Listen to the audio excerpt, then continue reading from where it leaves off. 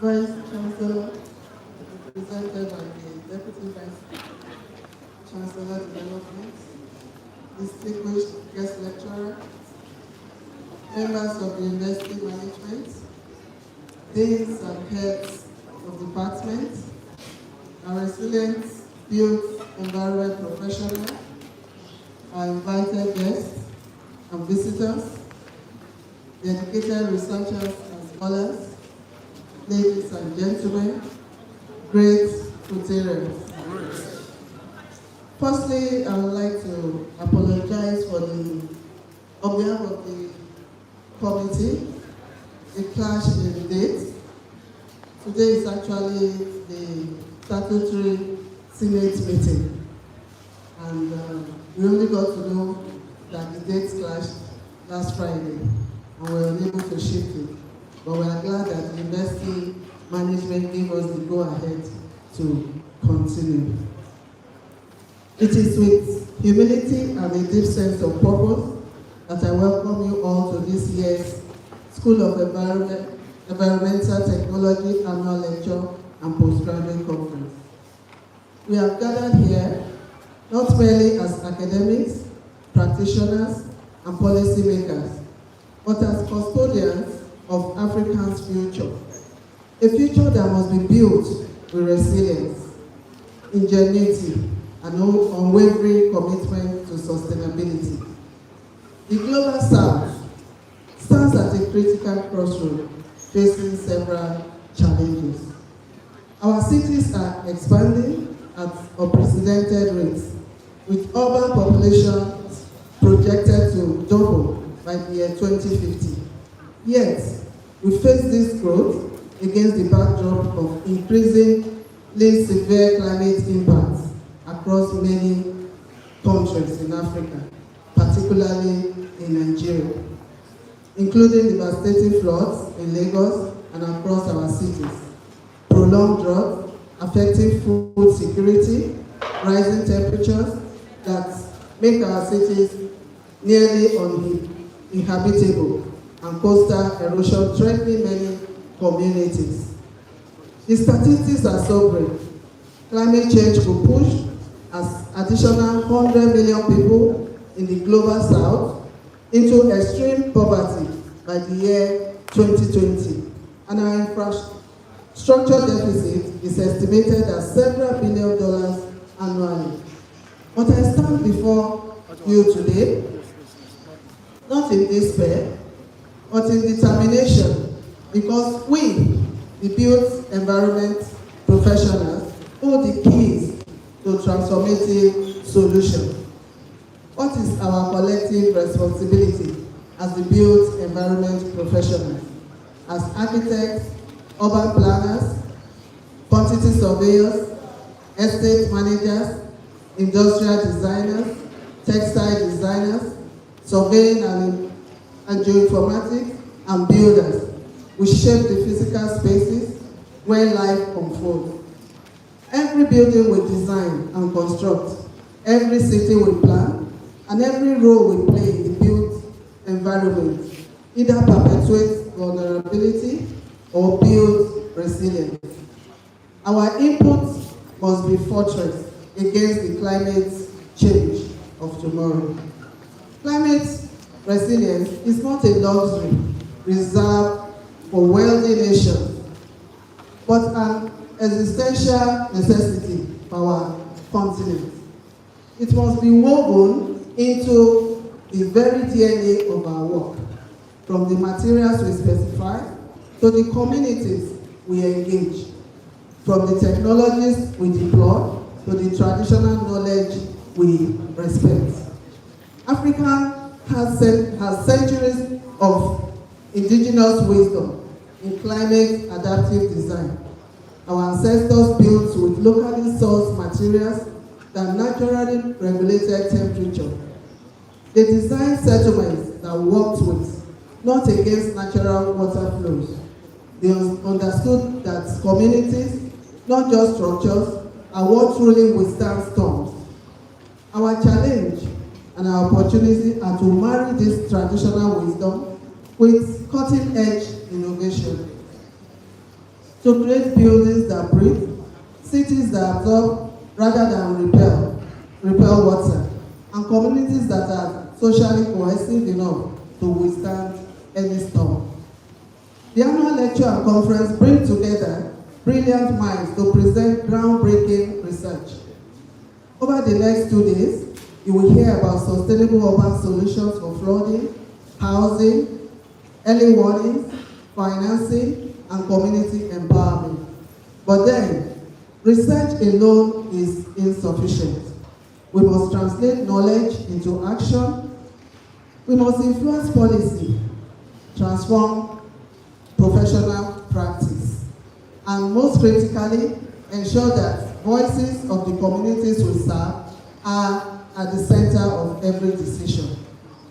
So the built environment practitioners, we have to promote climate resilience in projects, support evidence-based regulations, and invest in local solutions. And to the postgraduate students presenting their works, your presentation is not about earning degrees, but creating blueprints for Africa's survival and prosperity. The theme of this conference, Climate Resilient Communities, is not aspirational. It must become our standard operating procedure. The question is not whether we can build resilient communities in the global south, but whether we have the courage and collaboration to do so at the speed and scale required. Together, we will ensure that when our grandchildren ask what we did when the climate crisis threatened our continent, we can say with pride, we built communities that endure, we empowered people to thrive, and we left Africa stronger than we found it. Let this annual lecture and conference be remembered, not for the challenges we discussed, but for the solutions we forged and the communities we made. Thank you, and I wish us productive and transformative deliberations. Thank you very much, Madam Chairperson. I would like to recognize and bring to the podium the University Librarian, Dr. Robert Agabiawe, represented by Dr. Ibrahim Ayonkola. We'd like you to come to the table. Thank you very much. Distinguished guests, ladies and gentlemen, we move on to take the Dean's address. So I invite the Dean, School of Environment and Technology, Professor Jill Marshall. You're welcome, sir.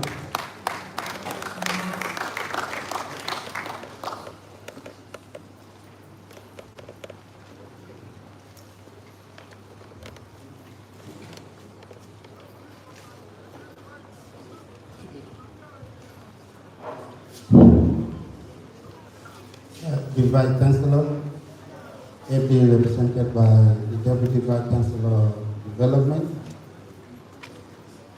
principal officers in attendance, our guest speaker, Architect Tunde, Imolehin, FNI, and CEO Forms and Places Limited, Abuja, the keynote speaker, Professor Olusola Eleka, former Deputy Governor of Ekiti State, fellow academic and professional colleagues, I particularly recognize our elders here, Professor Arayola, Professor Bushebi, and immediate past day, Professor Aji, and many others. Our distinguished guests, ladies and gentlemen, great Futarian. I hope you are in the hall. Great Futarian. And with this, with deep delight and honor, that I welcome you all to the second annual lecture and postgraduate conference of the School of Environmental Technology, further University Technology AKURE. It's an academic culture already established in the school to accentuate our commitment to innovative research in the built environment. It's also a forum for us as professionals to share knowledge, connect, and build relationships, exchange ideas on topical issues and trained to enhance their capacity building. The conference theme for the first edition in 2025 was leveraging digital technologies, sustainable practices, and innovative solutions in the built environment, the pivotal role of postgraduate students, which was meant to advance knowledge, foster intellectual discourse, and promote cutting-edge research that can withstand global environmental challenges. This second edition of the conference, with the theme Climate Resilient Communities, the role of built environment professionals in the global south, acknowledges that professionals in the built environment are crucial to building livable communities through sustainable practices to reduce vulnerability. The global south, as we are all aware, particularly Africa, is inundated with momentous climate challenges, including rising temperature, inconsistent rainfall, floods, and sea level rise, hostile weather like drought, accompanied by desertification and water stress, culminating in food insecurity and health challenges. The university, at the young age of 37, has received several accolades and won numerous academic laurels, attesting to her mission of developing graduates who are technologically oriented, self-reliant, and relevant to the society. The School of Environmental Technology has clinged to this noble task by nurturing professionals who are adequately equipped with the required skills to achieve climate resilience, resource efficiency, and service delivery. Currently, the school has 9 fully accredited departments by the National University Commission, that is NUC. These include architecture, building, estate management, environmental management, industrial design, quantity surveying and geoinformatics, textile design technology, and urban and regional planning, as we have seen outside there from the models displayed, at least to showcase all the products in the school. It is worthy of note that the school has just secured Senate approval for the establishment of a new school of architecture comprising 3 noble departments. I think we deserve a round of applause for that. Yeah, the school has just secured Senate approval for the establishment of a new school of architecture comprising 3 notable departments of architecture, interior design, landscape architecture. I think it's time to begin to see the products from all these departments.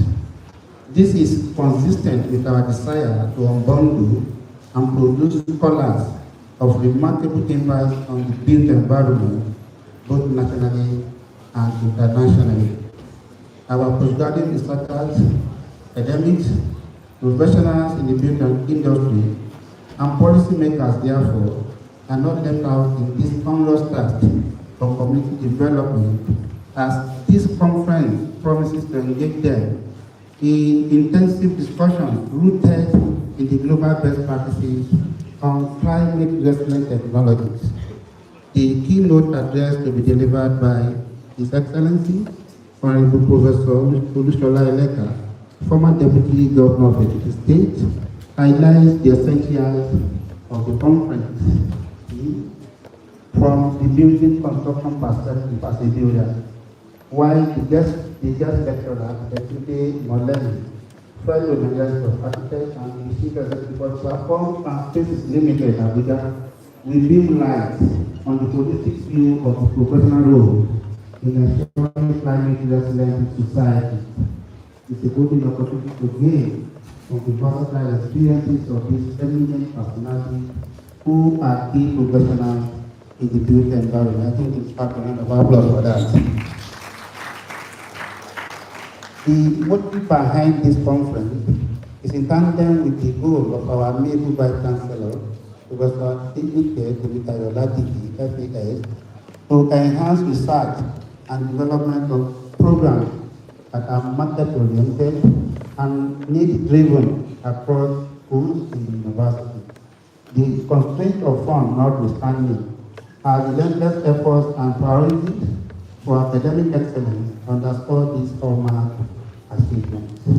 This doctor, I wish to thank the Conference Organizing Committee, the Conference Organizing Committee under the leadership of Olusola for the sacrifice of effort and our donors for the philanthropic gesture. All our postgraduate students are equally appreciated for their commitment to academic and professional accomplishment through shared knowledge, collaboration, and innovative contributions at this gathering. Obviously, the conference is worldwide.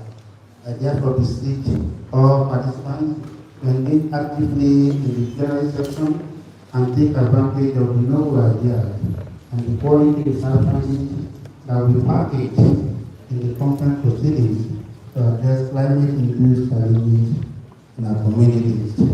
On behalf of the School of Environmental Technology, I thank all our invited guests for honoring our invitation and wish all the participants a robust declaration that promises to sustain its relevance to the built environment. I thank you all. God bless.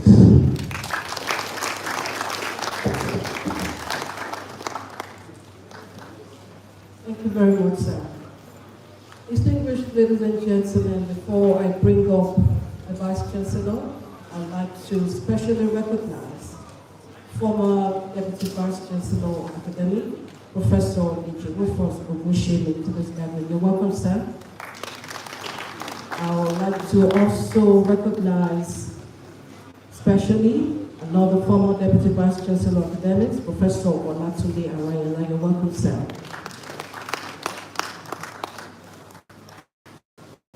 I'd like to bring to the podium now, distinguished ladies and gentlemen, the chairman of this occasion, our Vice Chancellor, Professor Eleka, GFAS, ably represented this morning by the Deputy Vice Chancellor of Development, Professor Sunday Sama Oluyamo.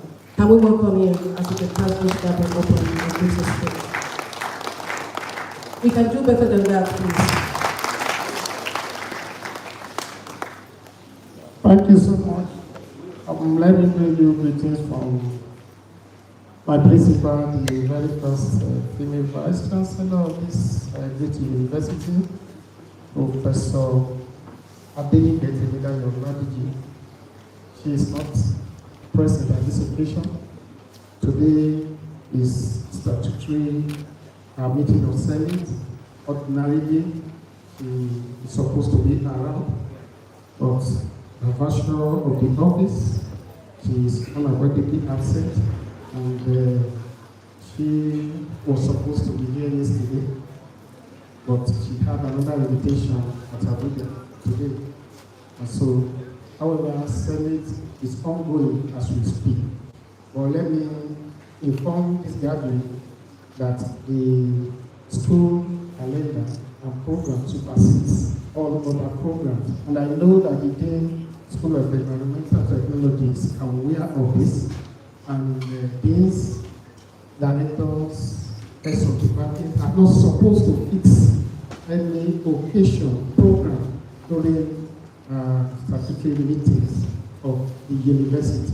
However, the university has on compassionate grounds granted to this event, hoping that such will not be repeated.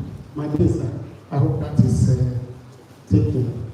And this supposes, again, the reason why the representative of the Vice Chancellor was late at this meeting, because I have to kickstart the Senate meeting. And fortunately, I know my mentors are here, and if I have not done that, I might get queried. Professor Ayila, I hope I'm correct. Yes, sir. Thank you so much. Present the address of my Vice Chancellor to this gathering. The bossa and all other principal officers present at this gathering, the Dean,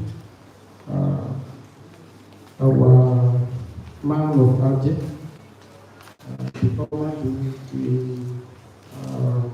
chair organizing committee of this program, top government functionaries, my lords, spiritual and temporal. I understand that my bishop is here represented by a team of clergies. I want to recognize you all. I was accosted at the entrance by my priest, Reverend Apostle. I think I use you as point of contact to all other clergymen that are here in the house. I most respectfully recognize the Olowo of our kingdom at this occasion, who is ably represented by the Bashorun of Owo. Thank you, Daddy, for coming. I appreciate you. The keynote address speaker and our distinguished keynote speaker, His Excellency, Professor Olusola, Eleka, the former Deputy Governor, Ekiti State. You are very welcome to this very important occasion. Distinguished guest speaker, Architect Tunde Imolehin, the Chief Executive Officer, Forms and Spaces Limited, Abuja. Thank you for coming. I recognize all other beings that are here, directors and heads of departments, chairman and members, said annual lecture organizing committee, members of staff and students of the School of Environmental Technology, gentlemen of the press, distinguished ladies and gentlemen, great Nigerian students, great Utarians. It gives me pleasure to warmly welcome you all to the annual lecture and second postgraduate conference of the School of Environmental Technology, Federal University of Technology, AKURE.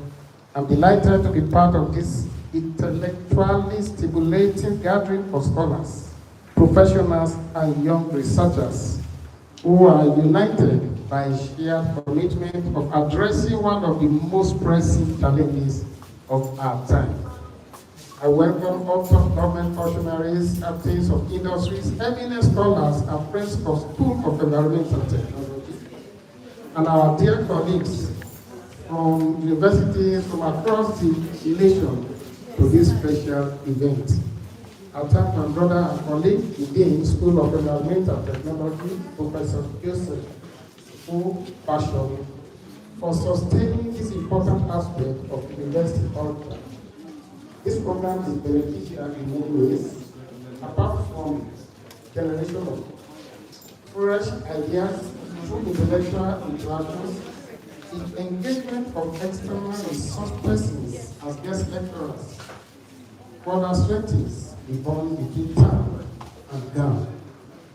I also wish to use this moment to thank the entire faculty of the School of Environmental Technology for making today's event a reality, and particularly the chair, School of Environmental Technology Annual Lecture Committee, Professor Douglas and her team. Every effort of the committee is an addition to the value of FUTA. And on behalf of the university management, I thank you most sincerely. The theme of this year's conference, Climate Resilience Communities, the role of youth environment professionals in the global south, is both timely and profoundly relevant across the global south. The impact of climate change, ranging from extreme weather events and environmental degradation to housing insecurity and infrastructure stress, are no longer distant projections but lived realities. These challenges demand solutions that are context-specific, innovative, inclusive, and sustainable. The built environment sits at the heart of this conversation. will shape the spaces in which people live, work, and interact.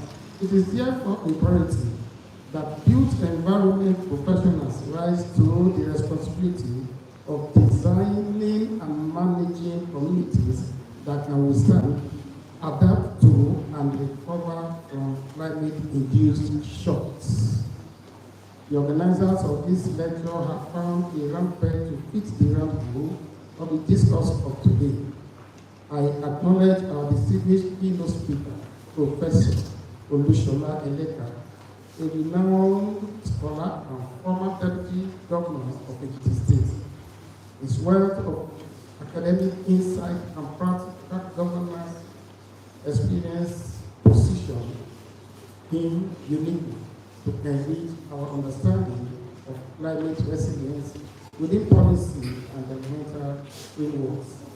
We are honored to have him with us. I also warmly welcome our guest lecturer, architect, Tunde Imolehin, Chief Executive Officer of Forms and Spaces Limited, Abuja, whose professional practice exemplifies innovation and sustainability within the built environment. His presence underscores the vital link between academic scholarship and professional practice, a connection we must continue to strengthen. On this note, I commend the School of Environmental Technology for organizing this important event. I'm confident that the discussions and collaborations that will take place during the conference themed Climate Resilient Communities, the role of built environment professionals in the global south, will be fruitful and contribute significantly to advancing our understanding and engagement in built environment. I encourage all participants, especially our postgraduate students, to actively engage in these sessions and network with experts present. At FUTA, we remain firmly committed to advancing knowledge, research, and innovation that respond to national and global development needs.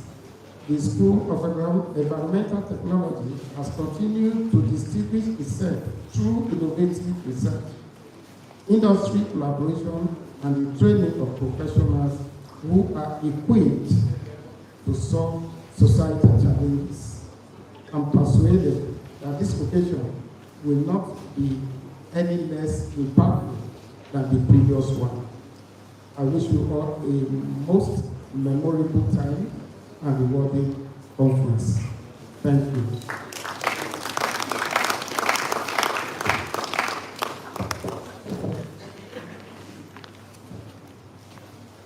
Can we give the Vice Chancellor a big round of applause? Thank you very much. We move on to the props of the matter. As I ask the lecturer, Architect Tunde Imolehin, FMIA, MDCO, Forms and Spaces Limited, to kindly come forward. And I'd like to invite Ms. Latifat Adisa for the citation of the guest lecturer.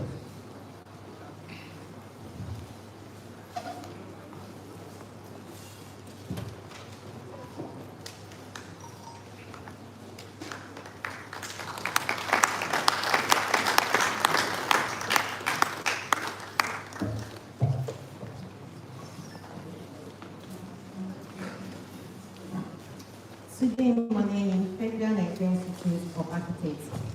Today, Imolehin is a versatile professional who has continued to explore life in a diverse way, imparting to society and humanity to the best of his ability and with the fear of God. Born in the early 60s in the ancient town of Gaul, his academic life was well structured by parents who valued life and education. As it was his family tradition, Imolehin attended St. Andrew's Primary School in Owo and Imade College, or respectively, before graduating with Bachelor of Science and Master of Science honor in Architecture at Bafemian University between 1983 and 1990. For his postgraduate professional engagement, today Imolehin honed his architectural skill as both Omokoi Associate and Design Line Company, both in Lagos State, He became a full member of the Nigerian Institute of Architects in 1999 and subsequently a registered member of the Architects Registration Council of Nigeria, AKURE. Today, Imolehin is a fellow of the Nigerian Institute of Architects and council member, Architect Registration Council of Nigeria, representing the State.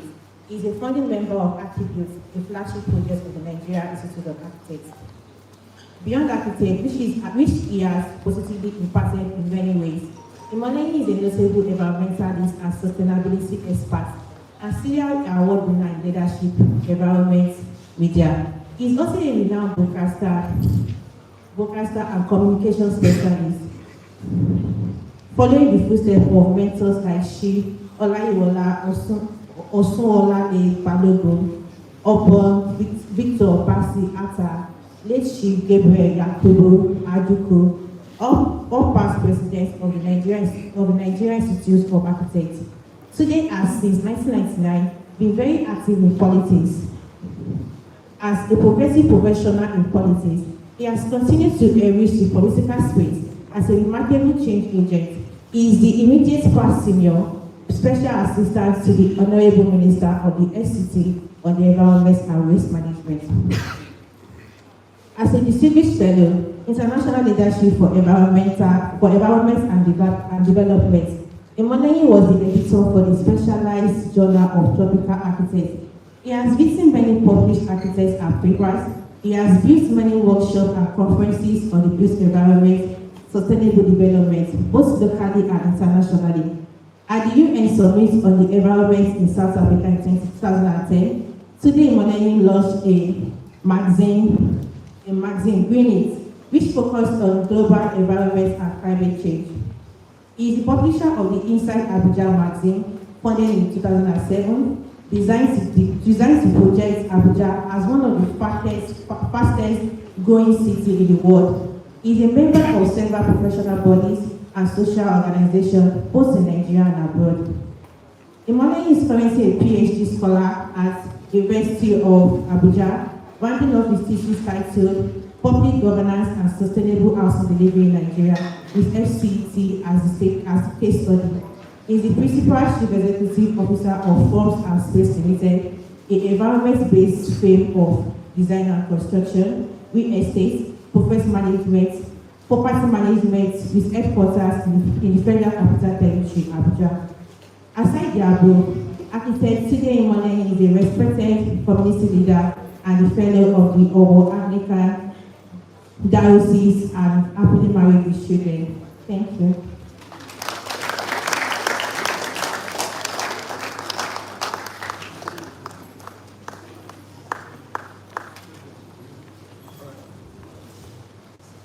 Thank you very much for clapping for me. Please clap for yourselves.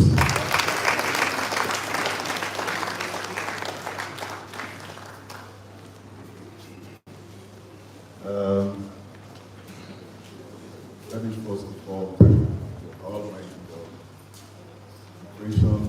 the creator of God and earth, for making this day possible. I'd like to recognize the Vice President ably represented by the Deputy Vice Chancellor of Development, Professor Olusola, Senate of the University, senior academic fellows. I'd also like to recognize the chairman of the planning committee, Professor Eleka's IDID, who is a member of my distinguished member of my profession and a fellow of the Nigerian Institute of Architects. I'd like to recognize the Dean Faculty of the School of Environmental Technology, Professor Passion, Joseph Omoni Passion. Permit me to also recognize the presence of the royal presence of the Olowo, that's my traditional ruler, ably represented by Otumba Benji Oloye, the pastor of our kingdom. I also like to recognize the presence of my Lord Bishop, Bishop Stephen Green of our diocese, ably represented by the of our diocese. Thank you for recognizing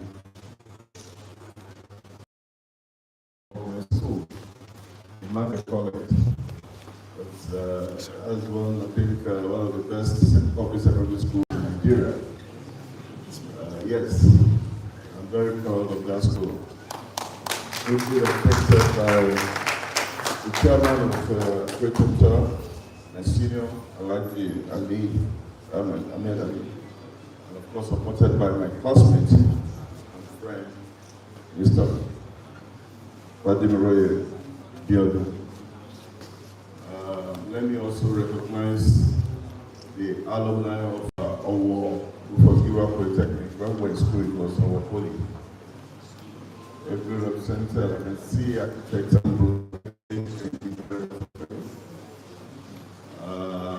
some people I cannot see right now, but I know that when I was coming to this venue, some people called me for the show, that they were kind of by very huge traffic because of some stories of kidnap. I think the same thing happened last week. I never knew I was going to be denied their presence. I was going to be a victim indirectly. It has happened, and that's a serious problem in our community, in our state, in our federal, at least in our country today. The issue of kidnapping, the issue of insecurity. And of course, students of one of the best universities in the country, FUTA, Futurians, great Nigerian students. Yes. I said great Nigerian students. Yes. Thank you. Members of the press, ladies and gentlemen. My name is Tunde Imolehin. I came today by Dr. Imolehin. I'm from Ekiti. That is where we are going to mine the gold that is going to support our economy. If we never knew it before, start learning how to pronounce it and start learning how to get those ready. Gold in all those states and in the country.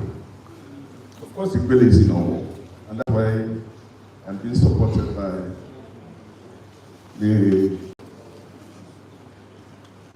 my traditional who is incidentally the chairman of the Ondo State Council of Laws, the barrister for that matter.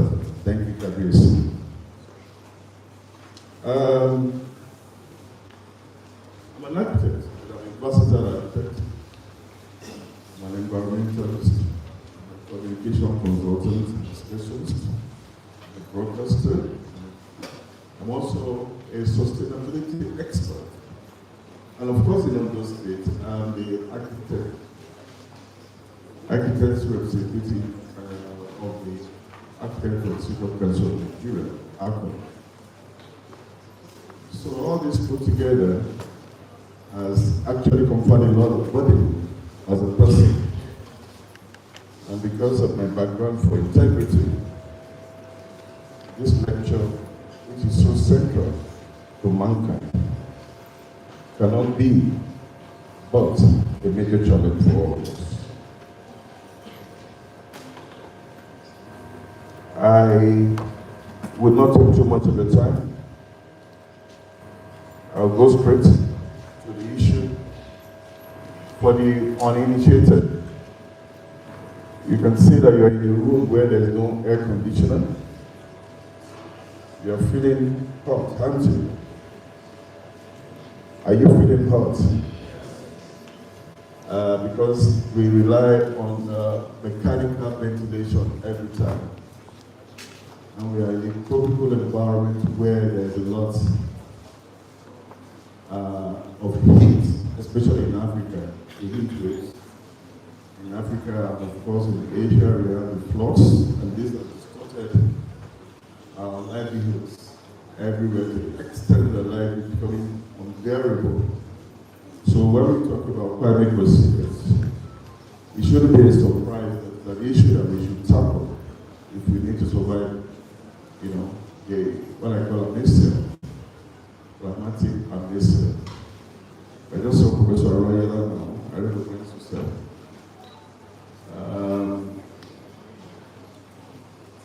Climate resilient communities, the role of built environment professionals in the global south. Climate change presents complex and interlinked challenges to communities in the global south. Because when we talk about global south, the decent way of telling all that we are members of the third world country. The third world country is no longer very popular, so when you say global south, you should know that not a geographical experience, it's a geopolitical experience, expression that covers lots of Africa, Latin America, and of course Oceania and what have you. These are places that are plagued with floods, droughts, cyclones, food insecurity, and displacement. Built environment professionals, that is architects, engineers, urban planners, and construction experts, are critical actors in addressing these challenges by designing climate resilient infrastructure, implementing adaptive urban planning strategies, and advocating for climate-sensitive policies. This study is guided by the social ecological systems, SES theory, which frames communities and their surrounding ecosystems as international systems, highlighting the interplay of social, ecological, economic, physical, and political factors in resilience. Using a qualitative comparative study approach, the research examines local contexts, Lagos coastal communities, Ghanaian watershed in Dakar, and Lake Chad basin, including the Mokwa floods of the year 2025, alongside global events like Typhoon, Hurricane Katrina, and Cape Town drought. The analysis demonstrates that professional capacity, integrated governance, community-inclusive design, and coordinated institutional frameworks are central to effective climate resilience. Comparative insights reveal that proactive planning, targeted resource allocation, and multi-level governance enhance adaptive strength, technical adaptive capacity, and reduce vulnerability. The study offers actionable recommendations, including strengthening technical training for professionals, deploying nature-based solutions, enhancing regulatory frameworks, and fostering interprofessional collaboration to support sustainable, resilient communities. By linking resilience,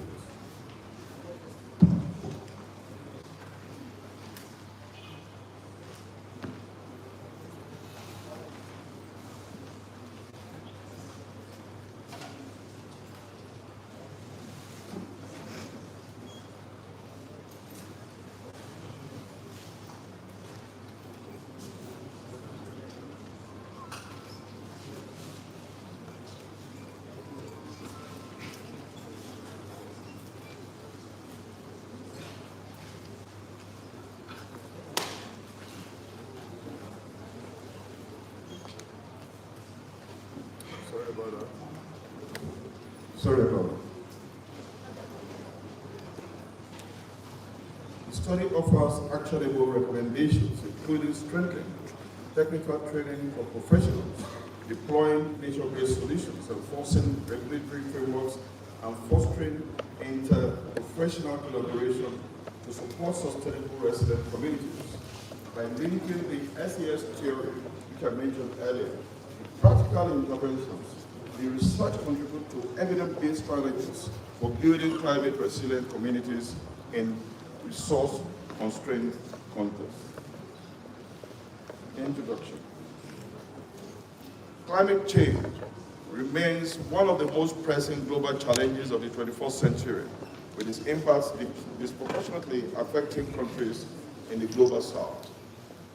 These regions are increasingly exposed to extreme weather events, including floods, droughts, poverty, cyclones, heat waves, and erratic rainfall patterns that disrupt livelihoods, intensify poverty, and undermine social status. Emerging evidence shows that climate risks are particularly severe in rapidly urbanizing areas characterized by informal settlements, infrastructure deficits, and social spatial inequalities. Weak governance structure, limited technical capacity, and unregulated urban expansion further constrain adaptive responses. Consequently, coastal cities, liberalized settlements, and leakages and arid regions have become hotspots of intersecting environmental and developmental vulnerabilities, requiring strategic interdisciplinary solutions. Within this context, building climate resilient communities has become central to sustainable development discourse. Resilience refers not only to recovery after attacks, but first slide. Within this context, building climate resilient communities has become central to sustainable development discourse. Resilience refers not merely to recovery after shocks, but to the capacity of social, economic, and fiscal systems to anticipate, absorb, adapt to, and transform in response to climate stresses.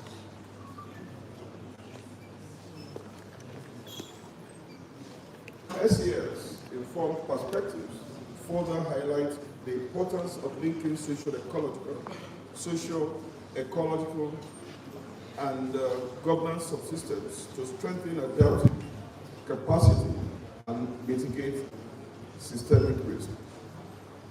Contemporary scholarship emphasizes adaptive governance, risk-informed planning, and cross-sectoral coordination as critical pillars of resilience.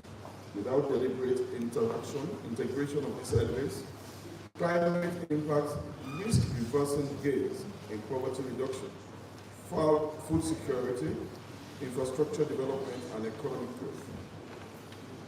Built environment professionals, including architects, urban planners, surveyors, engineers, and construction experts, occupy a strategic position in operationalizing resilience on the ground. Beyond technical design, their roles encompass regulatory influence, community engagement, and policy advocacy. Innovations in climate responsive materials, resilient infrastructure retrofitting, and sustainable construction technologies further demonstrate how professional expertise can reduce structural vulnerability in high-risk environments. Similarly, integrating carbon metrics, climate-informed planning, and long-term sustainability frameworks allows professionals to evaluate trade-offs between environmental, economic, and social priorities in adapting strategies.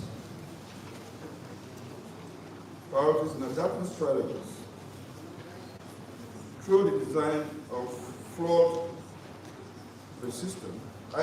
flood-resistant housing resilient transport systems, sustainable drainage networks, and nature-based solutions such as urban green infrastructure and watershed restoration, built environment professionals directly shape adaptive capacity.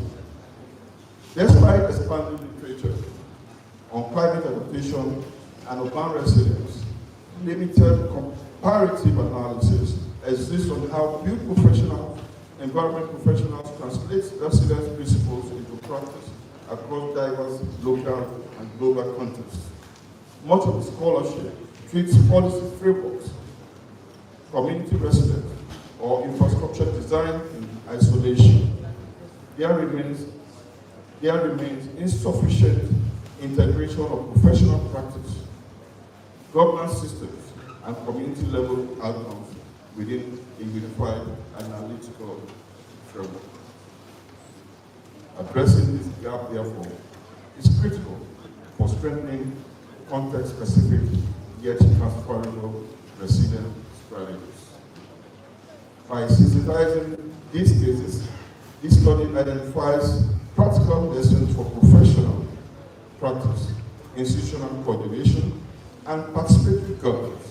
It further proposes actionable recommendations for technical training, regulatory reform, interdisciplinary collaboration, and community-centered planning, and aimed at enhancing long-term resilience in climate-vulnerable regions. This paper, therefore, examines the multifaceted built environment professionals in promoting climate-resilient communities, the Global South, through a comparative case analysis. It draws on local cases including Lagos flood-prone communities, urban flooding in Dakar, and the Lake Chad Basin, with the Mokwa 2025 floods. And I'm sure most of you will remember what happened in Mokwa in 2025.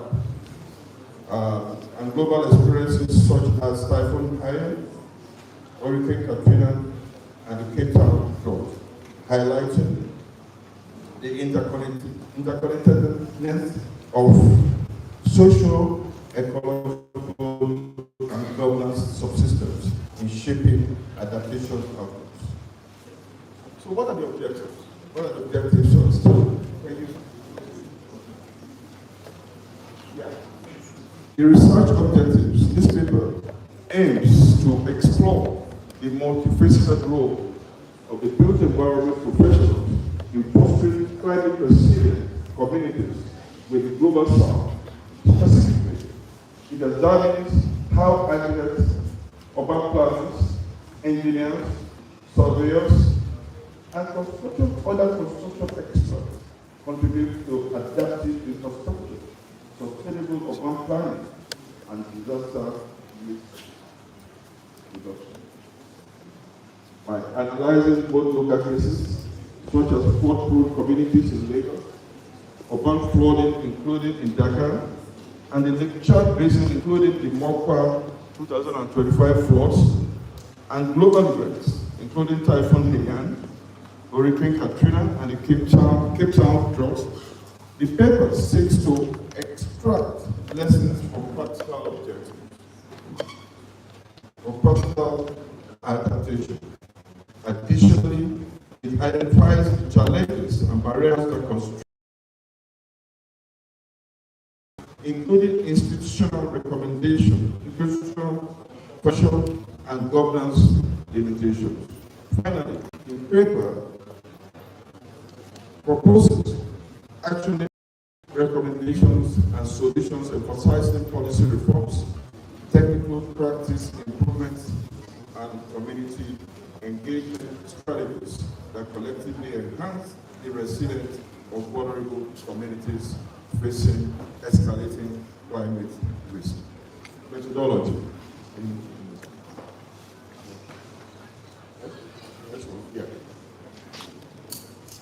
In undertaking this study, a qualitative comparative study approach was adopted.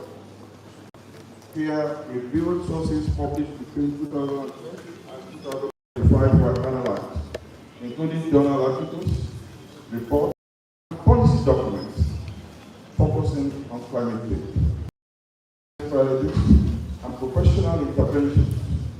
Case study selection through local cases were chosen, but for this relevant, for the relevant and availability of data. Lagos coastal flooding, Bauna Canal, watershed in Dhaka, and the Chad Basin hydrological decline, including the 2025 Okwa floods. Global cases include Typhoon Hana, Hurricane Katrina, and Cape Town flood to provide comparative insight on data analysis, thematic synthesis, identify patterns for professional intervention, resilience strategies, and policy effectiveness. Comparative analysis highlighted similarities and divergences between local and global context, emphasizing professional capacity, community engagement, and governance. What are the limitations?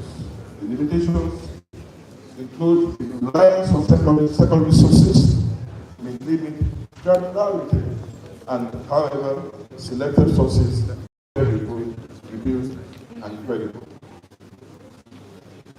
Thirdly, climate change. Next slide.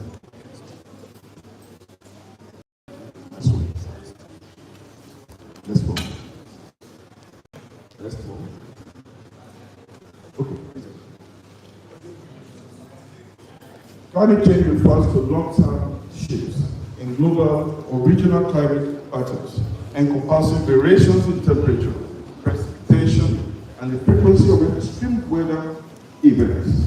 When natural variability contributes to climate conditions, the dominant driver in recent decades is anthropogenic activity, primarily the emission of greenhouse gases such as carbon dioxide, methane, and nitrous oxide. These emissions are within the atmosphere, altering energy balance and the cascade of environmental challenges, including rising sea levels, shifting rainfall patterns, intensifying storms, and prolonged droughts.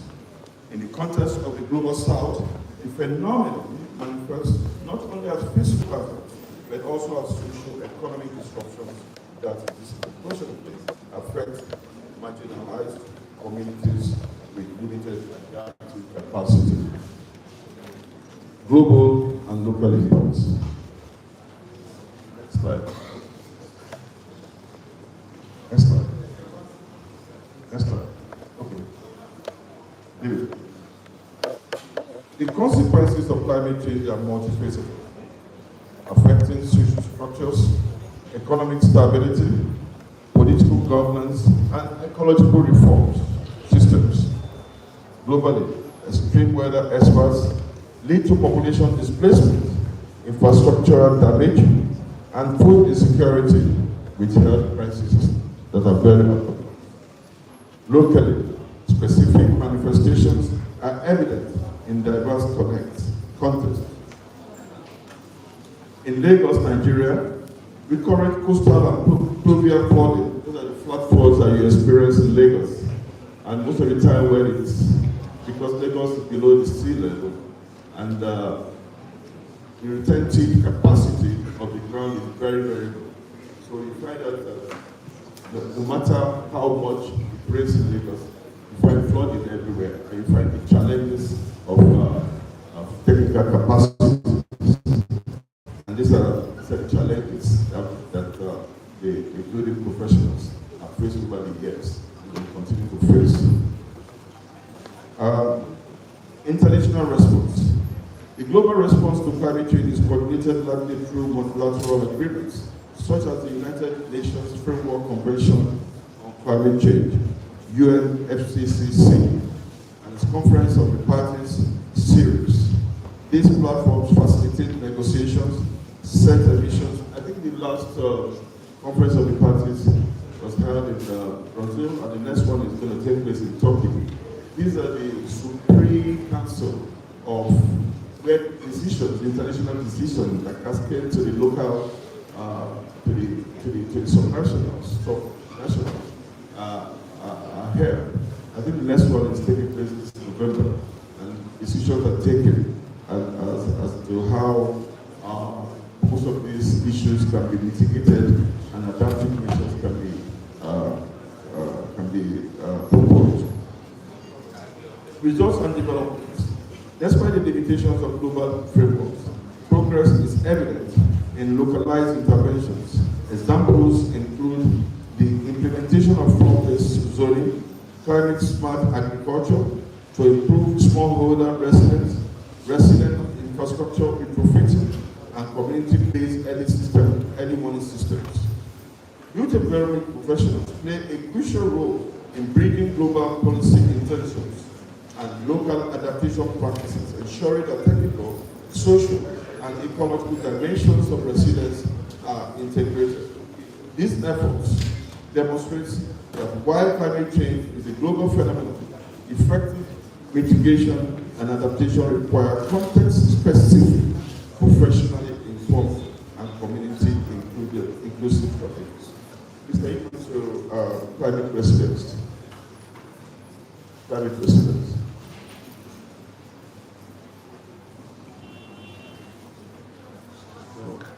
No, go back. Go. Okay, let's start there. Climate resilience. That is why we're here. And this refers to capacity of communities, systems, and infrastructure to anticipate, prepare for, respond to, and recover from adverse climate impacts while maintaining essential functions and sustaining development gains. Beyond mere survival, resilience encompasses adaptive capacity, proactive planning, and the ability to transform vulnerabilities into opportunities for sustainable development.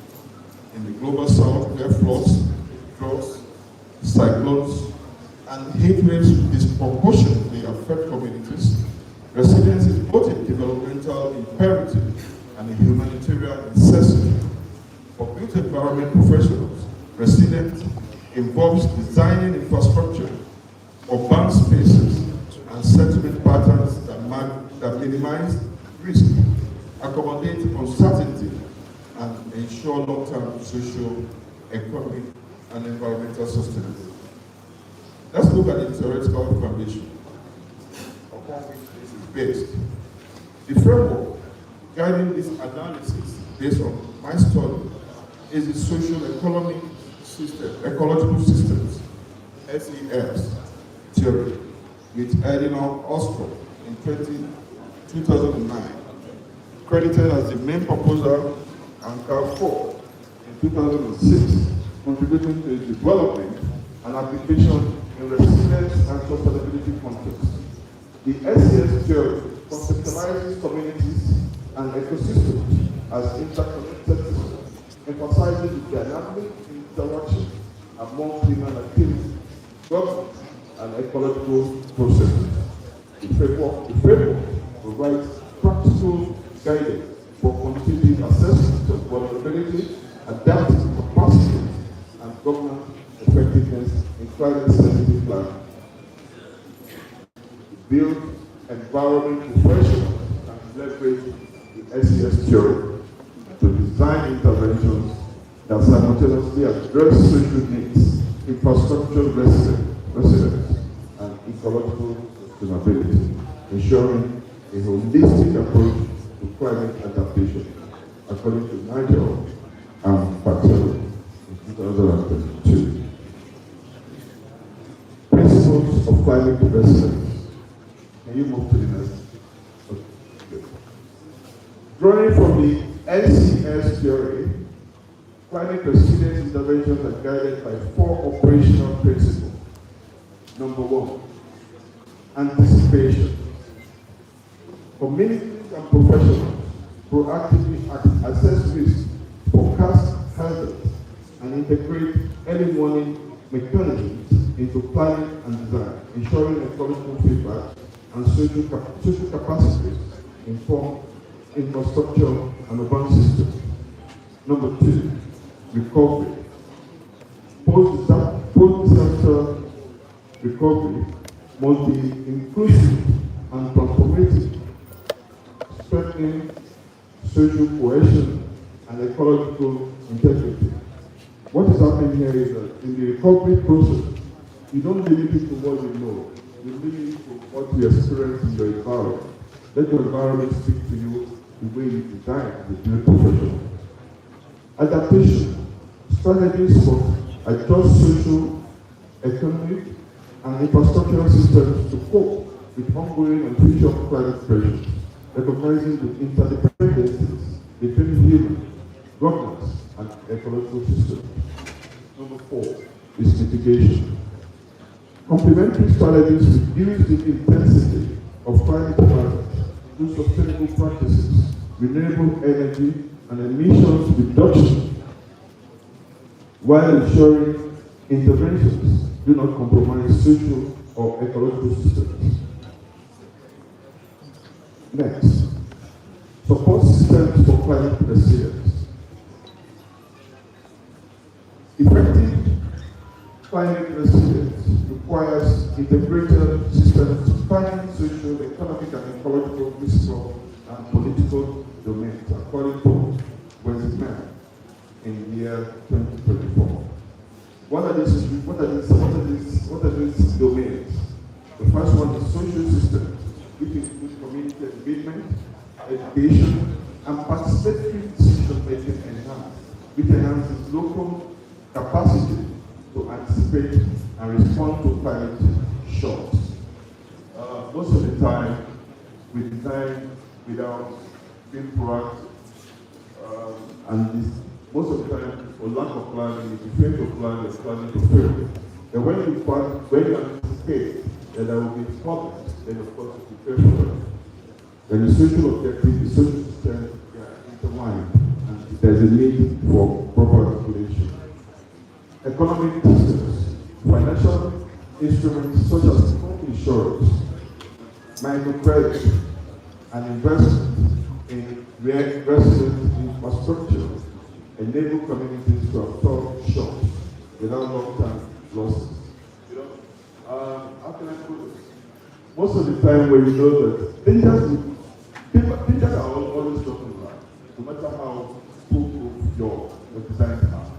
The device is that the adaptive capacity is what I showed you that, even if everybody calls you from abroad, that okay, your house is bigger than fire. You know that fire and there's some mechanism, there are things that will definitely automatically in this technology that can solve the problem. So as a professional, you just relax because you know that no matter the situation, you are insured and you are secure.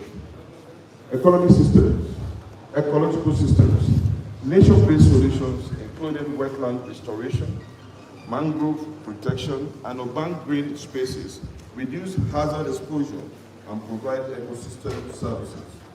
Physical systems, resident infrastructure, including flood-resistant housing.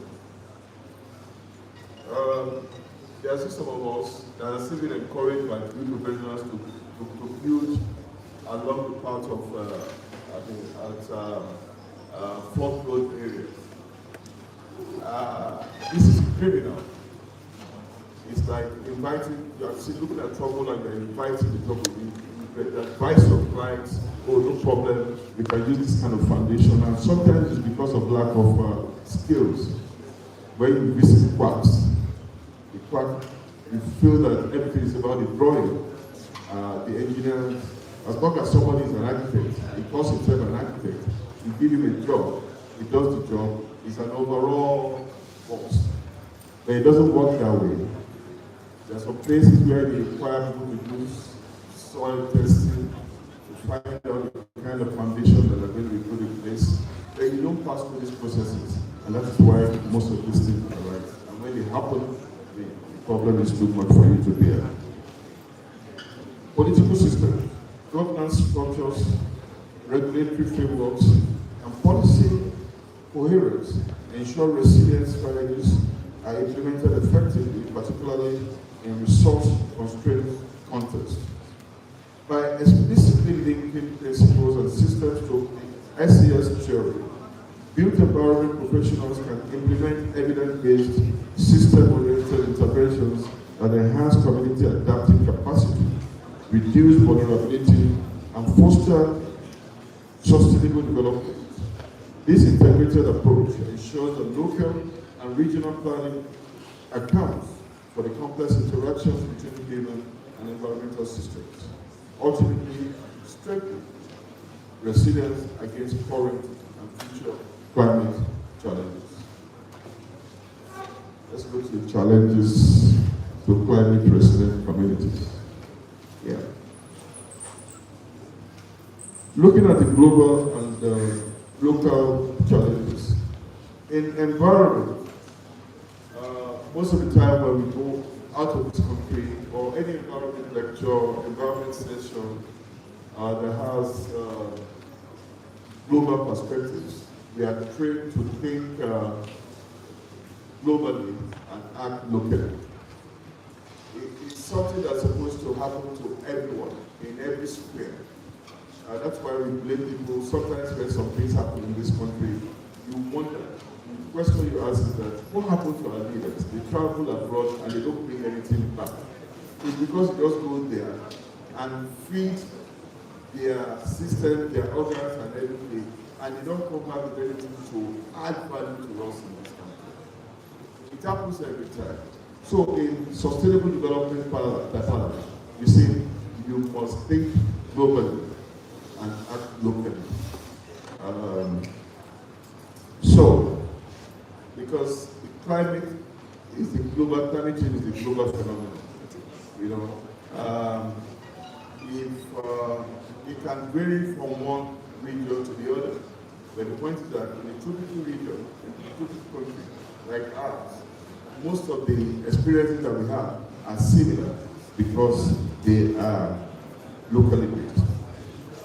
Communities in the global south face multifaceted challenges that constrain climate resilient development, limited financial and technical resources, insufficient climate and hazard data, rapid urbanization, and weak governance structures significantly hinder the implementation of resilient measures. SES theory highlights that these vulnerabilities are compounded by the intricate intersections between social systems, ecological dynamics, and institutional structures. For instance, in Lagos, poor drainage and inadequate flood forecasting amplify the social and economic impact of pluvial flash flooding, while in the Lake Chad basin, hydrological decline and governance system gaps limit the effectiveness of adaptation and intervention. Talking about Lake Chad, for instance, I know that when this President Bola Ahmed Tinubu was campaigning, I know one of the things he highlighted was that he was going to address the issue of Lake Chad. I think I captured it in my podcast when he said, "Oh, I will ensure that I will charge Lake Chad."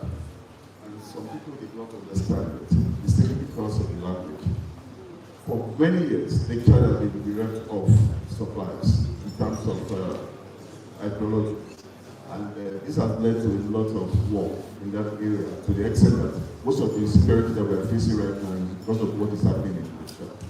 And it's something that we have to continually look at if we want to remain safe in the land. Those guys over there and around the Sahel region, the moment they are not finding life worthy, they have to migrate. And it's just like you cannot sleep if they are in danger. And that is what Olusola was saying, that if you don't educate people, there will be a time that people you don't provide, right? You know, will deal with you to the extent that they will have nothing to eat but you. Do you understand? That's what environment is all about. If you neglect, just because we feel that nothing is going to happen, the environment, if you are both sides with the environment has a way of, getting back at you. So communities in the global south, they face multifaceted challenges that constant climate resilience development limited.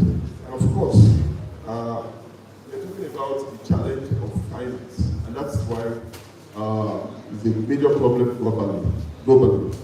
And that's why the climate fund was increased from 100 billion to 300 billion in the last few years at COP parties. Even with that 300 billion, it's still not enough. But we have to look at the issue of transparency and accountability in the money, and that's why you see numerous NGOs bringing it up, because they want to capture, they want to, they want to benefit from all these funds. And where are these funds going to? Are they going to environmental management matters, or they are going to their pockets? But because of lack of transparency and corruption, and you find out that most of these monies are not directed to where they should be. So the build environment specific challenges. Let's go to build environment specific challenges. Built environment professionals encounter unique obstacles in operationalizing resilient frameworks, skill gaps. I mentioned this earlier. When you have a client, you are dealing with a client, and you yourself, you are not adequately equipped, then there's a problem. You cannot serve the society. So, skill gaps, fragmented planning processes, and the absence of coordinated multi-sector collaboration often result in piecemeal or unsustainable interventions. Next slide. We have the challenges. You can see the picture there. That's the bar chart, which summarizes the key challenges faced by communities and built environment professionals, highlighting limited financial and technical resources, skill gaps among professionals, and regulatory inquiries. That's the limited financial resources, limited technical capacity, insufficient climate hazard data, rapid urbanization, and weak governance. These and more are the challenges being faced by built environment professionals, which make it difficult for built environment professionals to actually play their role in ensuring climate resilience in global south. Next one, next slide, please. Yeah, these are case studies. We have local cases.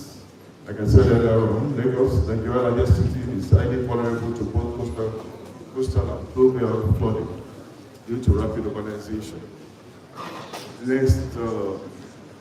Next slide, please.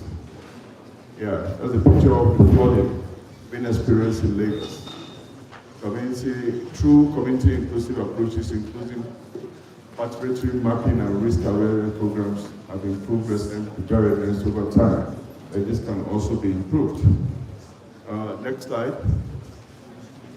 Yes, this is the Car watershed in Bangladesh. There's very heavy flooding, but the good environment professionals have been able to find solutions to the redesign of drainage networks, the construction of retention bases, and the implementation of flood management plans that actively involve the communities. Next slide, please. Next slide. Yeah, I was talking about the lecture basin and Mokwa 2035 floods.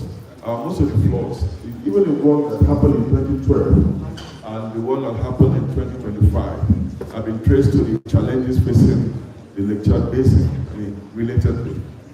Next slide. Yeah, next slide. Okay, those are the pictures, graphic pictures of what happened at the lecture forum. Next slide. This is Mokwa. I think the last time I listened to the governor of Niger State, they were still don't know how much they had. I mean, funding is a key factor. And most of the time, even when you have ideas as professionals, challenges, you don't have money. Next slide. Yeah, this is Typhoon Haiyan. They all follow the same. And of course, the building professionals, they rise into the occasion. Next slide, please. Yeah, most of these issues are related in terms of solutions and problems.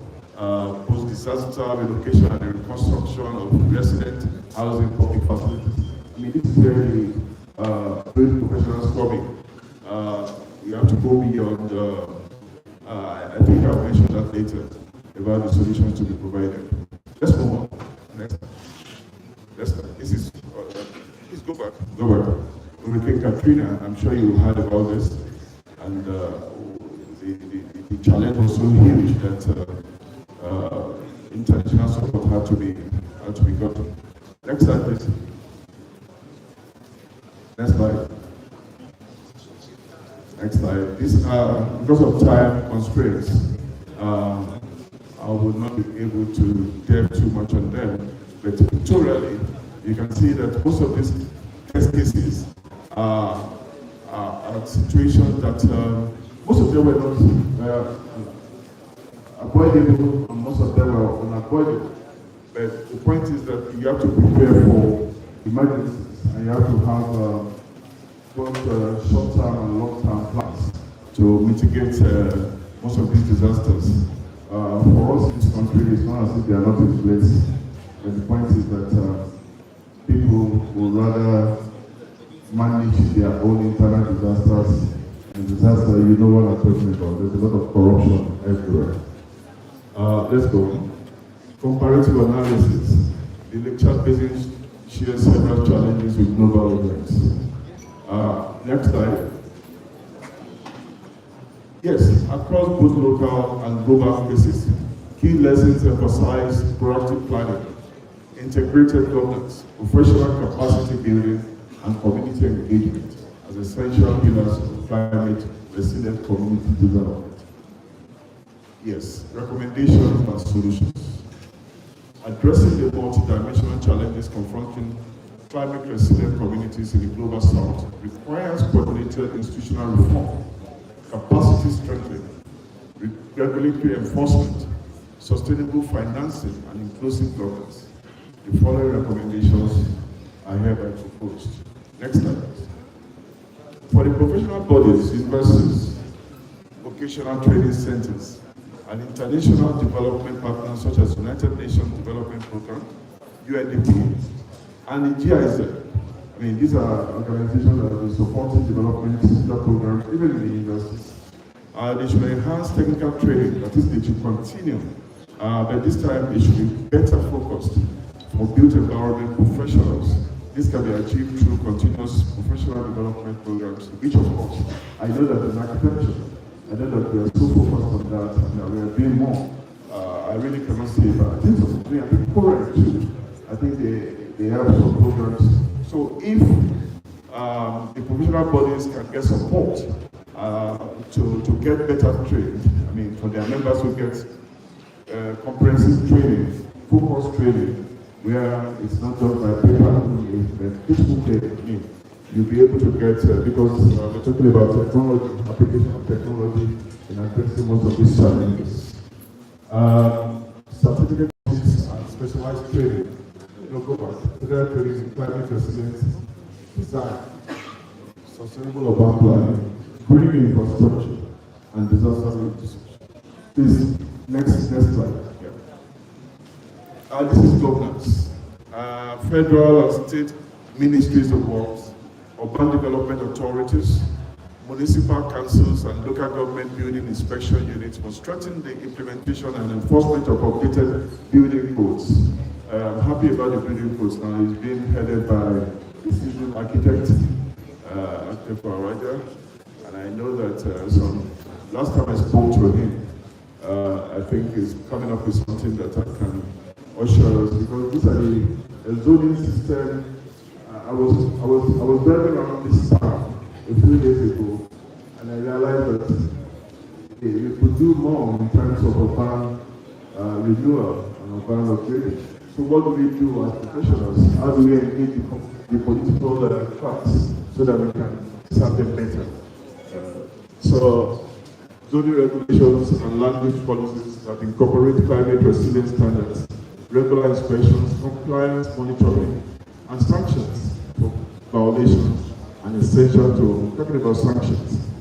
People, houses get collapsed every time. And we haven't had, the story we hear every time is about this building has collapsed, let's rush there, let's find out. And we have never, has anybody found somebody jailed for building collapse? Do you have any example of somebody that has been jailed for building collapse in Nigeria? But you have heard of several building collapses, right?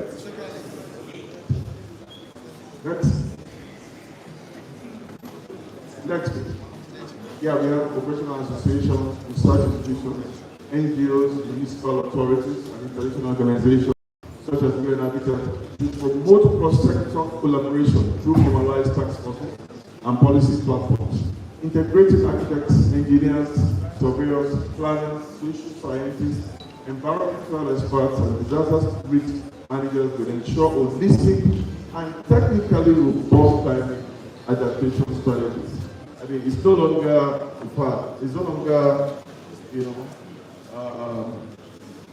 it's no longer fashionable for you to work alone. I mean, we like working alone in this country, in Africa, in some places, and that's why we have not been able to tackle things that would have been tackled if we had adopted a team spirit. So we have to find a way where we work in group so that we can achieve more. Next, please. Local governments, community-based organizations, NGOs, resident associations, and urban planners should institutionalize participatory planning mechanisms, workshops, town hall consultations, and co-design sessions for prioritized vulnerable populations, including women, children, persons with disabilities, and the elderly, to ensure equity and social inclusion and resident interventions. Next slide, please. Ministries of Finance. I told you earlier on, money is very important, and environment and urban development alongside international donors. Where monies are given, but they are diverted to other things. We've had cases such as that. I think we should resist that. These funds should support resilient infrastructure development, emergency preparedness systems, green innovation, and capacity building programs at local levels. Next slide, please. Professional bodies, academic institutions, NGOs, policy makers, media organizations, and civil society coalitions should develop structured advocacy campaigns and policy briefs, including Paris Agreement and sustainable growth, including urban planning frameworks. Aligning local policies with global standards ensures coherence, strategic direction, and enforceability of climate resilience measures. Conclusion.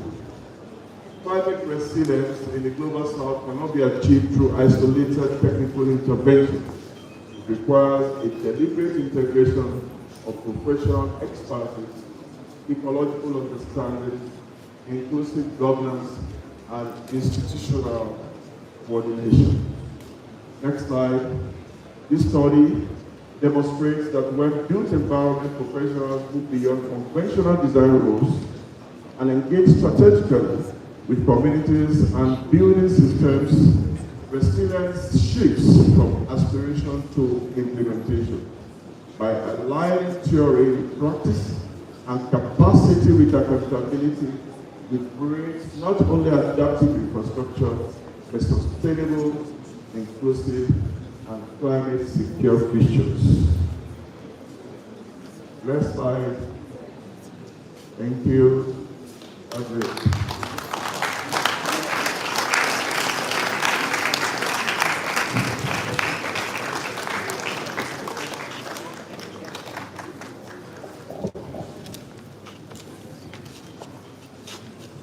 I believe the guest lecturer deserves much more than that this afternoon.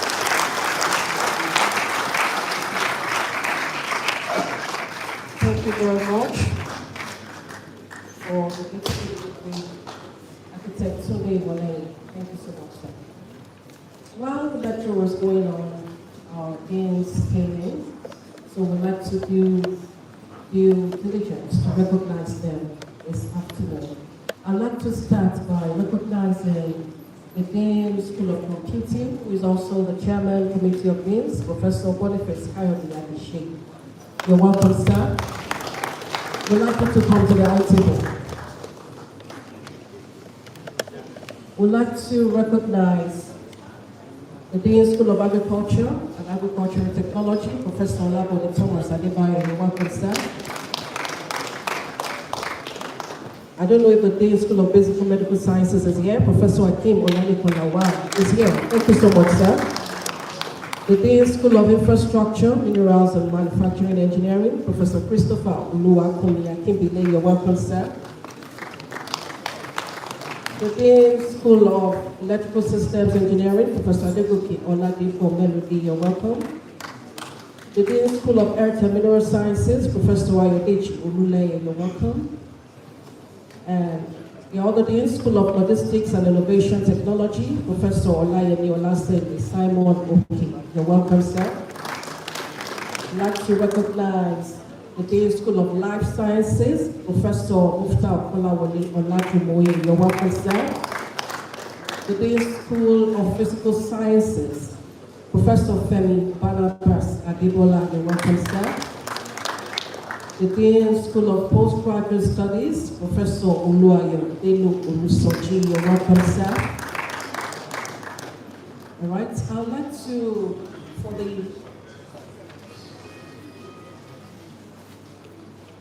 the questions and answers, the Dean School of Postgraduate Studies will be handling that. Professor Oluwayo Delu Olusoji, welcome, you, sir.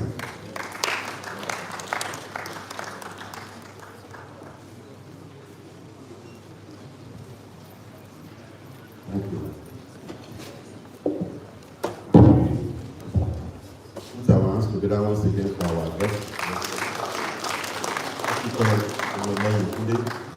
Thank you for that beautiful lecture. We really enjoyed it.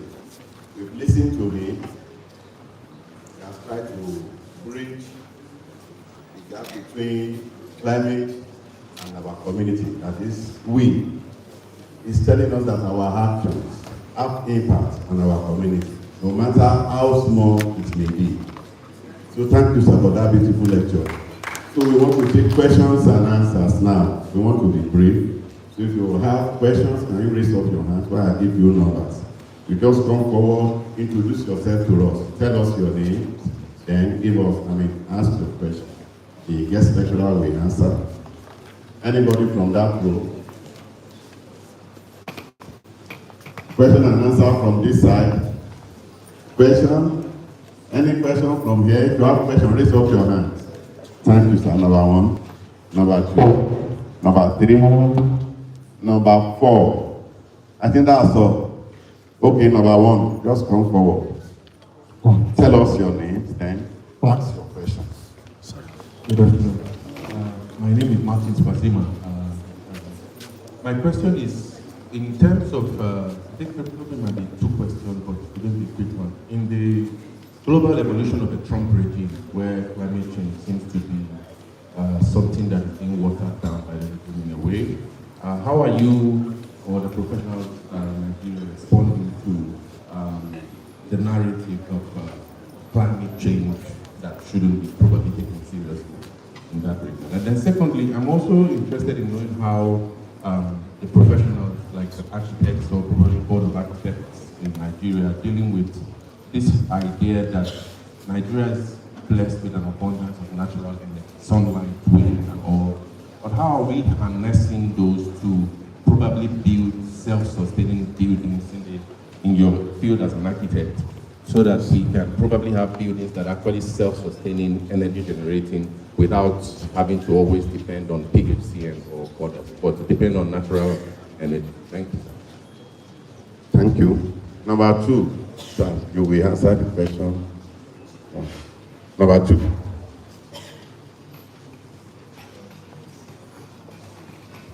Thank you, sir. My name is Femi Adebola. I enjoyed the lecture delivered by you. Thank you for the lecture. Okay. My question is that I discovered one day, this is my own experience now. I saw one man trying to do a decking of a building. Originally, it was not meant to be decking. I don't know whether I'm saying now. The building was there. Suddenly, he decked something and was trying to raise it to a story building for a shop. And when I saw it, I called on the town planning officer. Said, I think this thing they are doing is wrong. No response from them. So as a professional, what are you doing to stop? Because I know it's a time bomb. A time will come, the thing will collapse, and people will lose their lives. And when I saw it, I quickly called attention of the town planners, but no response. Maybe he has settled them, I don't know. There was another case again. One man just came one day and want to start a petrol station in the midst of local building. And when I shouted, they said he has settled them. He even settled those other buildings close to them, gave them money, and everybody kept their mouth sealed. As professional, what do you do to forestall accident in the future? Thank you. Thank you, sir. Number 3.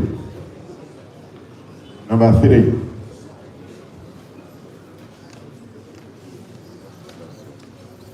Good afternoon, sir. Thanks for the lectures, highly educative. The question is in 2 parts. Number 1, we are blaming professionals, we are blaming the people. What do you think government can do? Don't you think government has a fault in all these things? Because something happened about 30 years ago. Somebody wanted to build a petrol station. The commissioner insisted that it was not built. The governor to call him.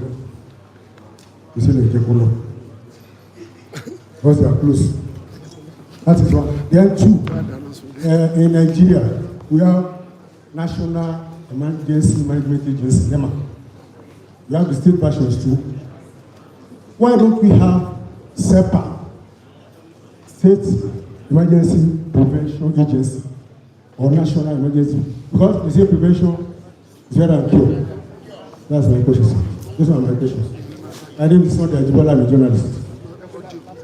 Thank you, sir. You are welcome. Number 4. I think that's all. After the 4th person. Muyiwa Adegun is my name, from Department of Architecture. Thank you to our guest lecturer. I would want you to speak to one issue, the tension between socio-economic issues and environmental issues, and maybe more recently, security issues. Because we often advance this idea of environmental solutions, climate resilient systems, but when it comes to the issue of money, when it comes to the issue of funding, when it comes to the issue of capital relations, then we think back and we go with business as usual. So what framework do you think will help in addressing that? We see the examples all over. In AKURE, Abuja, Fashion of the park in front of Bishop's Court. A lot of things are happening which reflect this tension. How do you think stakeholders can address this? Thank you.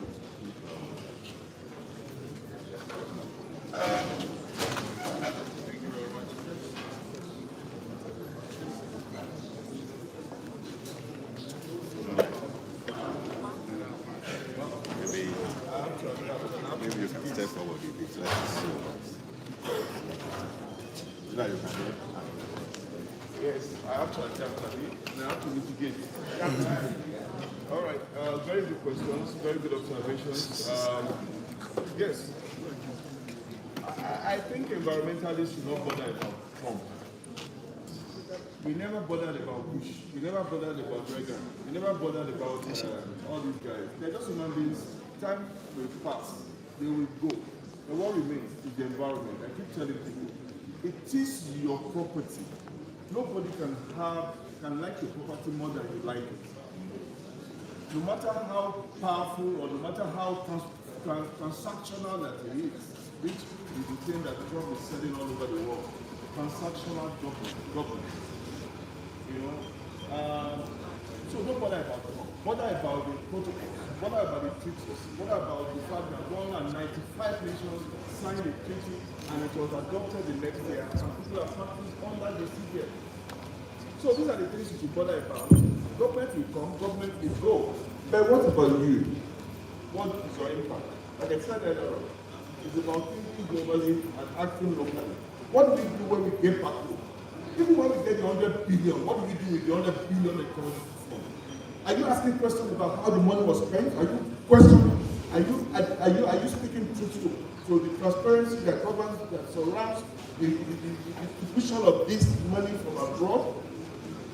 I mean, you have a neighbor possibly who runs an NGO near your house, and you know what he does. The first year he gets money, he got money from, I mean, just like the Yahoo people too. And they start buying cars, they start buying building hotels with that money. Then for environmental advocacy, environmental protection. And you're not talking. You see somebody building a poultry near your house. Zoning law says that you should not. And you are keeping quiet until you are outraged by challenges of that development. So when you look at this thing, it's a circle. You are involved, government is involved, everybody is involved. Play your part. That's it. Just play your part with the fear of God. I have said it, whether we like it or not, if you neglect the environment will get back to you and finish you. I think the reactions we are getting from most of this, at the time we get conference fatigue. Apart from the fact that most of these days you don't get visa to some of these conferences because of challenges of finance. But the problem is that it's the stylish way of saying stay back at home and act locally. Have we really stayed back at home? I mean, we just went around the exhibition and we saw some products. And in any case, I'm so impressed with some of the products that I saw there. I say kudos to FUTA, to the school. And the Deputy Vice Chancellor said something. Why are we not using this? Why did we create Libri when they don't have any plans to use their products or their research work? Why do we have professors in the universities writing and professing every day, and we are not ready to apply what they are able to do with our money? These are questions that you should be asking. If you go to some of the houses built by some of us, they are replete with foreign products. And you go out and be complaining about the same thing. We have to look inwards. Right now we are looking at solar energy, we are looking at renewable energy. We are moving, but the speed is not as expected. And we are rejoicing, oh, solar everywhere and all of it.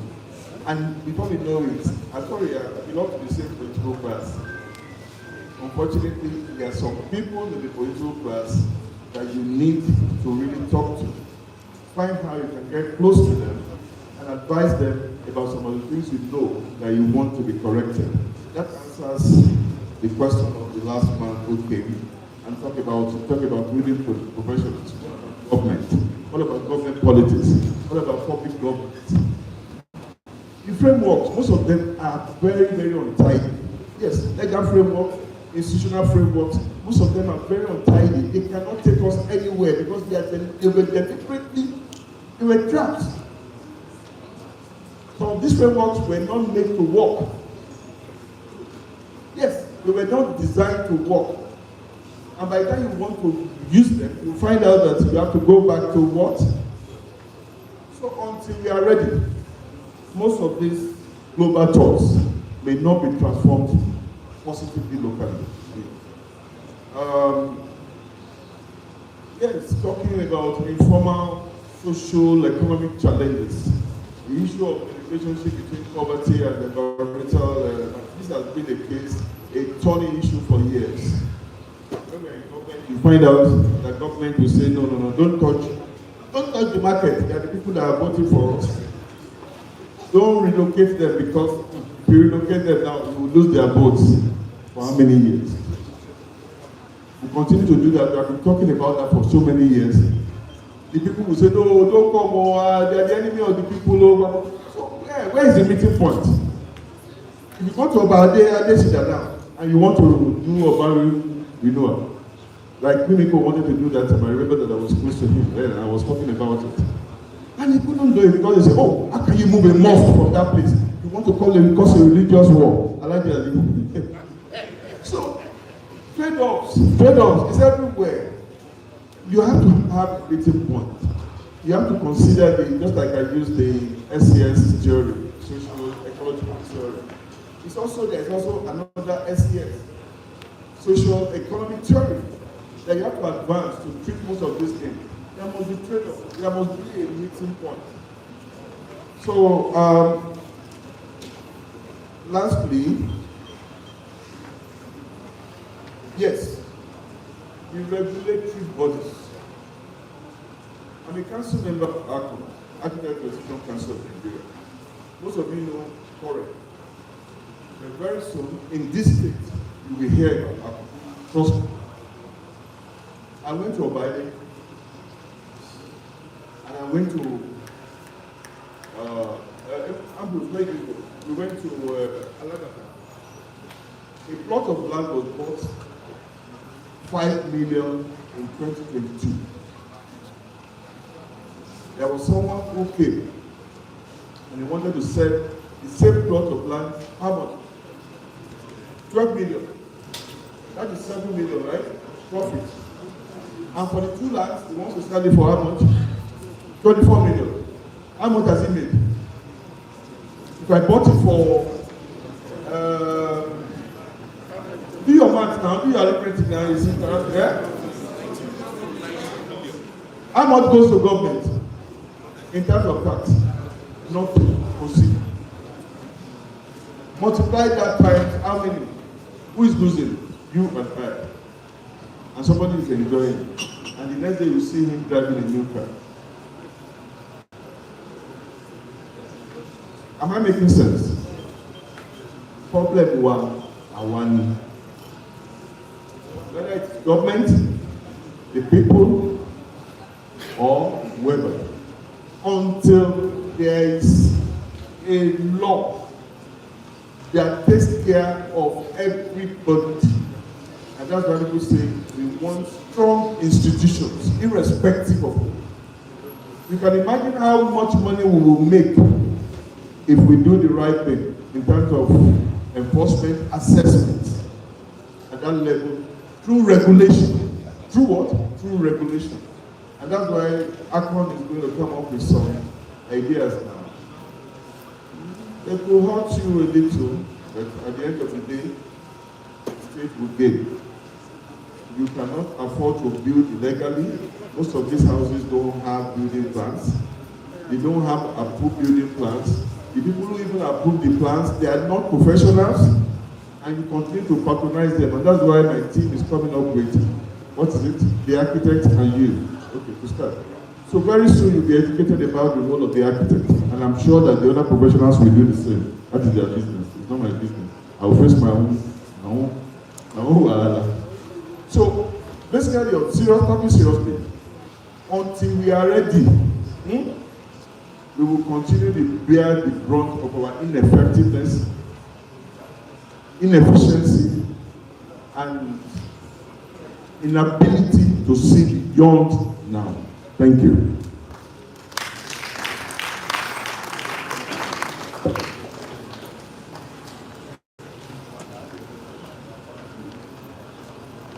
Another round of applause for the guest lecturer.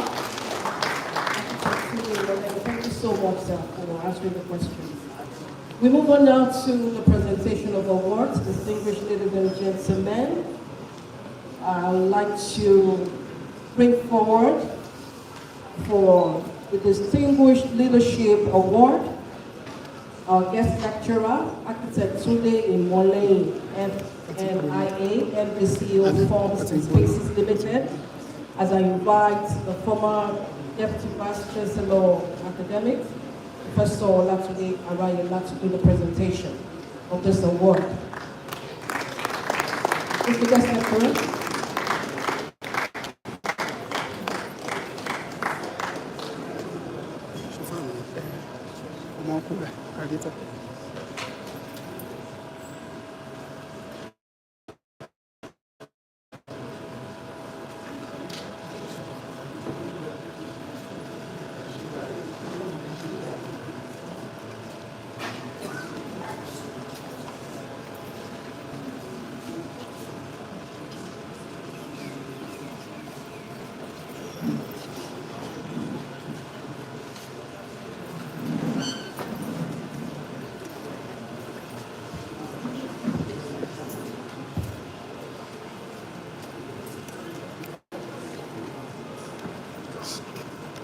We need to move this thing. Check out the.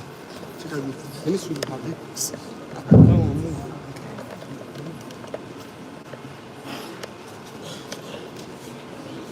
Part of the new School of Environmental Technology, presenting you distinguished leadership award and recognition of your outstanding contribution as the guest of honor at the 2026 annual School of Environmental Technology. This day, 25th February 2026. Congratulations.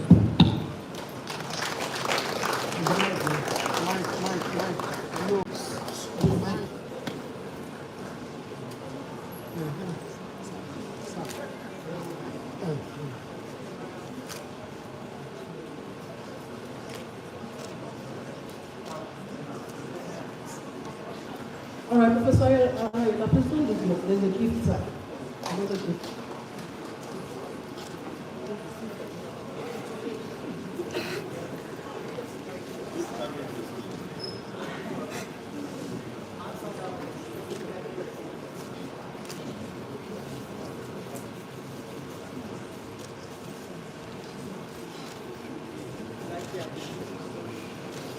Thank you very much.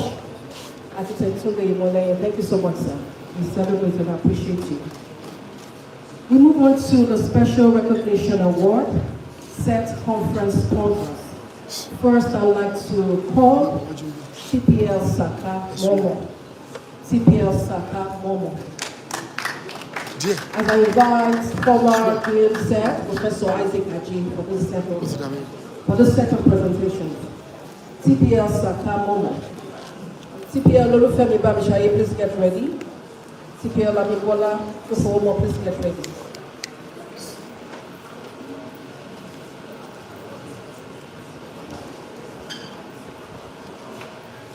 Special recognition award presented to town planner Prince Sakamomo in recognition of your outstanding contribution as the sponsor for the second postgraduate conference of the School of Environmental Technology of the Federal Director of Technology AKURE, this day, 25th February 2026.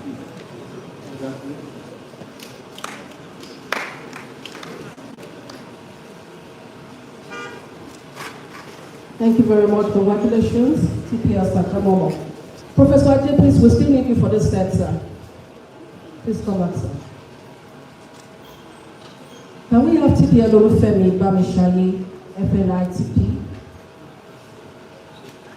TPL Olufemi Bamishaye. Does he have a representative or we move on? TPL Abibola to for one more, please. A round of applause for him, please.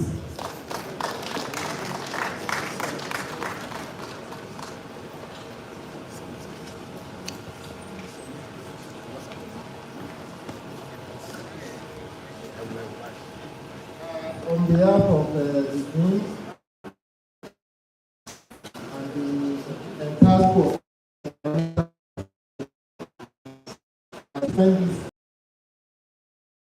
to town planner Abibola Woman in recognition of his outstanding contribution as the sponsor for the second postgraduate conference of the School of Environmental Technology of FUTA.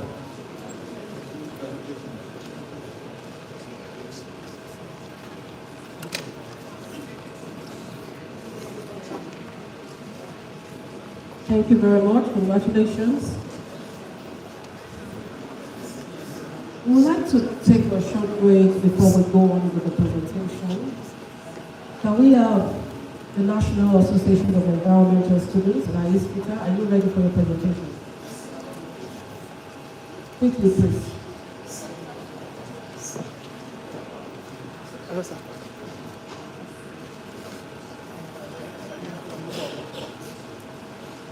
make it snappy.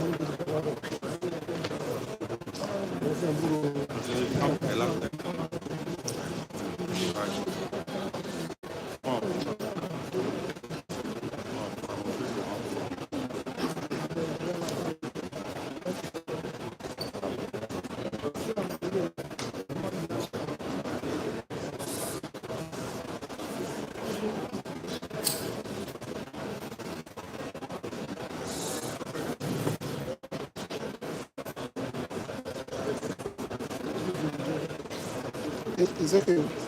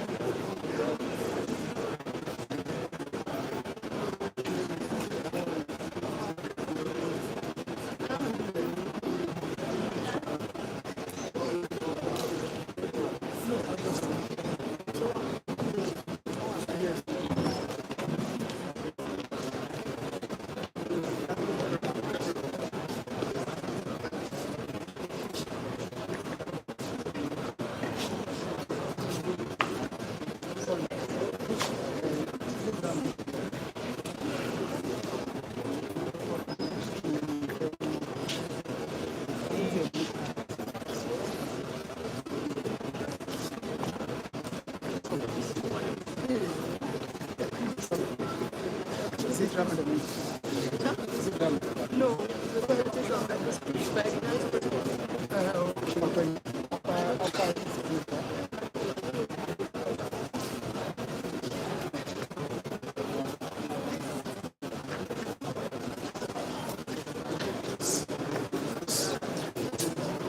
Mr. Zamat, the student of the School of Environmental Technology. We are here to present an audio entertainment on the mindset that people have about the environment. So, be blessed as you watch.